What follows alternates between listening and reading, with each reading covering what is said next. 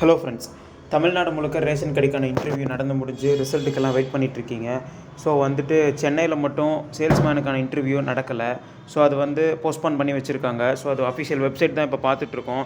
TRP Chennai வெப்சைட்டில் நம்ம போனோம்னாவே நமக்கு பாருங்கள், அந்த நோட்டிஃபிகேஷன் மாதிரி ஒன்று வந்துட்டுருக்கு. விற்பனையாளர் விண்ணப்பங்கள் சரிபார்க்கும் பணி நடைபெற்று வருவதால் விற்பனையாளர் நேர்முகத் தேர்வுக்கான தேதி பின்னர் அறிவிக்கப்படும் அப்படின்ற மாதிரி ஒரு நோட்டிஃபிகேஷன் பாருங்கள். இது அப்போருந்தே வந்துட்டு தான் இருக்குது. ஸோ நிறைய பேர் சென்னையில் இன்டர்வியூ நடந்துச்சா இல்லையான்னு சொல்லிட்டு கேட்குறீங்க. ஸோ சேல்ஸ்மேனுக்கு மட்டும் நடக்கலை, பேக்கருக்கு நடந்திருக்கு. ஸோ இதுதான் சென்னையோட நிலமை. ஸோ மற்ற டிஸ்ட்ரிக்ட்லாம் நடந்து முடிஞ்சிட்டு ரிசல்ட்டுக்கு வெயிட் பண்ணிகிட்ருக்கோம்.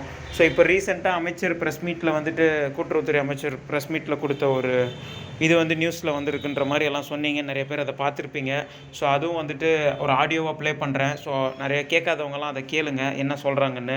அது எந்த அளவுக்கு உண்மை, என்ன சொல்கிறாங்க அப்படிங்கிறத ஃபஸ்ட்டு கேட்டு வந்துடுவோம்.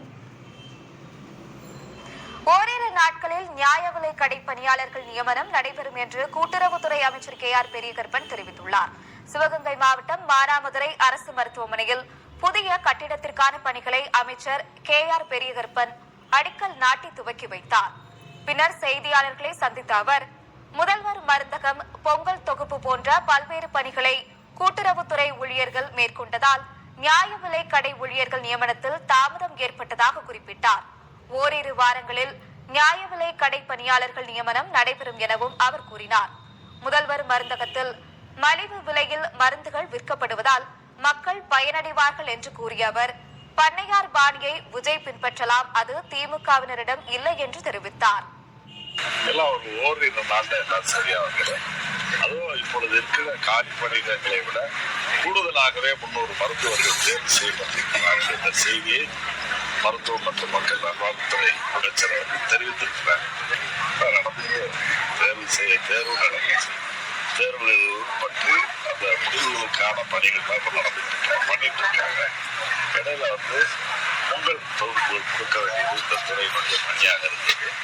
அது ஒரு 10 நாள் அந்த பணிகள் இருந்தாங்க அலுவலர்கள். அதைத் தொடர்ந்து தமிழ்நாடு முழுவதும் ஏழை எளியவர்கள் அடுத்தவர்கள் எல்லா தரப்பு மக்களும் பயன்படுகின்ற வகையில மாண்புமிகு முதலமைச்சர் அவர்கள் தீர்மானித்துள்ள ஒரு உன்னதமான திட்டம் முதல்வர் மருந்தகம். ஓகே ஃப்ரெண்ட்ஸ், ஆடியோ கேட்டிருப்பீங்க. ஸோ முதல்வர் மருந்தகம், அதுக்கப்புறமேட்டு இந்த மாதிரி பொங்கல் பரிசு இந்த வேலை இருந்ததுனால ரேஷன் கடைக்கான இது கொஞ்சம் தற்காலிகமாக லேட் ஆச்சுன்ற மாதிரி சொல்கிறாங்க. ஓரிரு நாட்கள், ஓரிரு வாரங்கள் அப்படிங்கிற மாதிரிலாம் சொல்கிறாங்க. ஸோ இது ஒரு அப்ராக்சிமேட்டாக அப்போன்ற ஒரு டேட்டோ ஒரு இதுவோ கிடையாது. ஒரு அப்டேட்டுன்னு வச்சுக்கலாமே. இப்போ வரும் அப்படிங்கிற மாதிரி. ஓரிருங்கிறது 1-2ங்கிறது அது நான் தெளிவாக சொல்லியிருக்கேன். ரேஷன் கடையை பொறுத்த வரைக்கும் டிஎன்பிசி ரிசல்ட் மாதிரிலாம் கிடையாது. ஒரே நாளில் இவங்க சொல்கிறாங்க 2 வாரத்தில்னா 2 வாரத்தில் மொத்தமாக 38 மாவட்டமும் வந்துடும் அப்படிங்கிறது கிடையவே கிடையாது. ஏன்னா ரேஷன் கடையை பொறுத்த வரைக்கும் ஒவ்வொரு மாவட்டமாக ஒவ்வொன்றா தான் விடுவாங்க. இது எப்போவுமே ரேஷன் கடை ரிசல்ட் வரலாற்றிலே இப்படி தான் வரும். ஸோ அது அட்டன் பண்ணவங்களுக்குலாம் கண்டிப்பாக தெரிஞ்சிருக்கும், புதுசாக இருக்கவங்களுக்கு தெரியாது. ஸோ ஒரு நாளைக்கு 3 மாவட்டம் அதிகபட்சம் வந்திருக்கு, 4 கூட வந்திருக்கு, 1, 2 அப்படியே ஒவ்வொரு நாளாக வரும், ஒவ்வொரு நாள் வராது, வாரத்துக்கே 2 இப்படிங்கிற மாதிரி அப்படியே பிரிஞ்சு ஒரு மாதம், குறைஞ்சபட்சம் 1 மாதம், அதிகபட்சம் 2 மாதம் அப்படியே கொண்டு போவாங்க.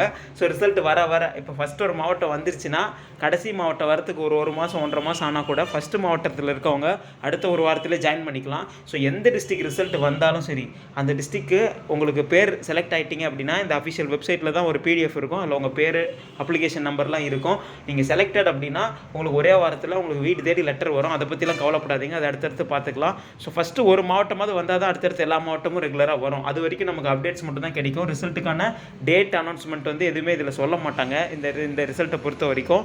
ஸோ அவர் சொன்னது ஓரிரு வாரங்கள் பார்க்கலாம். இப்போ இந்த வீடியோ நியூஸ் சேனலில் ஒரு 2 நாள் ஆயிடுச்சு. ஸோ இது என்ன மாதிரி எவ்வளோ சீக்கிரம் கொண்டு வராங்கன்றதை பார்ப்போம். சென்னைக்கு இன்டர்வியூ நிலைமை இது தான். ஸோ அது என்ன ப்ராசஸ் என்னன்னு தெரில. ஸோ மற்ற டிஸ்ட்ரிக் எல்லாமே டிஆர்பி வெப்சைட், அஃபிஷியல் வெப்சைட்டில் நம்ம செக் பண்ணிக்கிட்டே இருக்கணும். ஸோ வெப்சைட்டில் மட்டும்தான் ரிசல்ட்டை பற்றின அப்டேட் நமக்கு கிடைக்கும். டிஆர்பிக்கு அஃபிஷியலாக கால் பண்ணால் எடுக்கிறதே இல்லை, ப்ரோ ப்ராசஸிங்கில் இருக்குது, வரும் அப்படின்னு தான் சொல்கிறாங்க.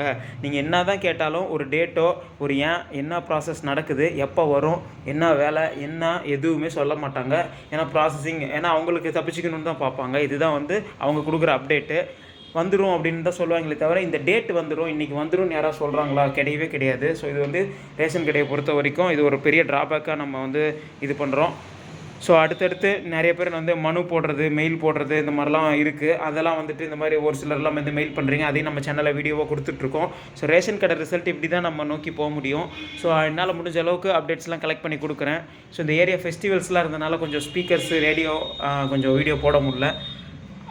அடுத்தடுத்து நம்ம ரேஷன் கடை அப்டேட்ஸு, ரிசல்ட்ஸ் பற்றின வீடியோஸ்லாம் பார்க்கலாம். ஸோ தமிழ்நாடு முழுக்க ரேஷன் கடை ரிசல்ட்டை பற்றின அப்டேட்டை நான் கொடுக்குறேன். இப்போதைக்கு கிடைச்ச அப்டேட்ஸ் இது தான். ஸோ அமைச்சர் சொன்னது, சென்னையில் வந்துட்டு எல்லாம் நிறைய பேர் இன்டர்வியூ பற்றி கேட்டிங்க, டவுட் கேட்டிங்க, அதையும் நான் வந்து சொல்லியிருக்கேன். ஸோ வந்துட்டு பார்க்கலாம் என்ன ஏது ரிசல்ட் வந்து அவங்க சொன்ன மாதிரியே வருதா, இல்லை அவர் என்ன பண்ணுறாருங்கிறத நம்ம பொறுத்து இருந்து தான் பார்க்கணும்.